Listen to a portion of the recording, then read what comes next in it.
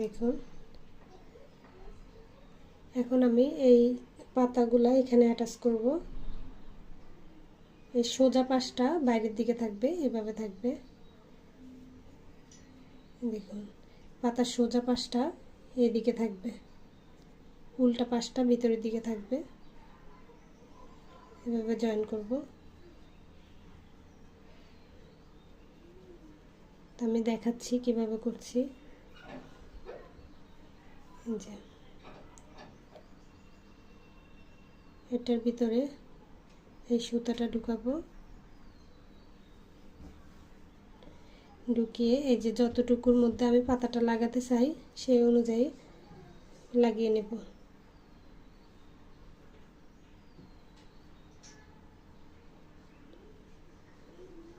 চেইনটাকে এভাবে সোজা করে ধরে এই যে দেখুন চেইনের ভিতর দিয়ে এভাবে এই যে এটার ওই পাশ থেকে এভাবে গেঁথে নেব। সরি, উল্টা পাশ ভিতরে থাকবে, সোজা পাশটা বাইরে থাকবে। এভাবে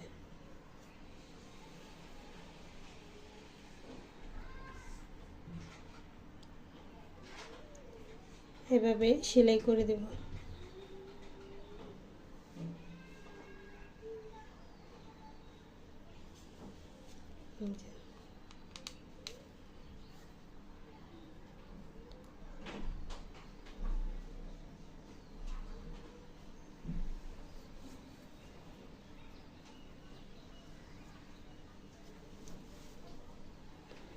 এই পাশে দুই পাশে একইভাবে জয়েন করে দিব। আপনারা আপনাদের মতো করে এটা জয়েন করে নেবেন।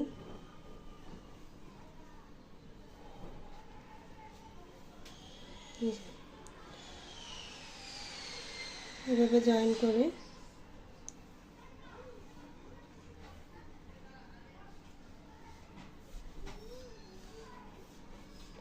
যে পিছনের দিকে সুতাটা এনে এখানে গিট দিয়ে সুতাটা কেটে দেব।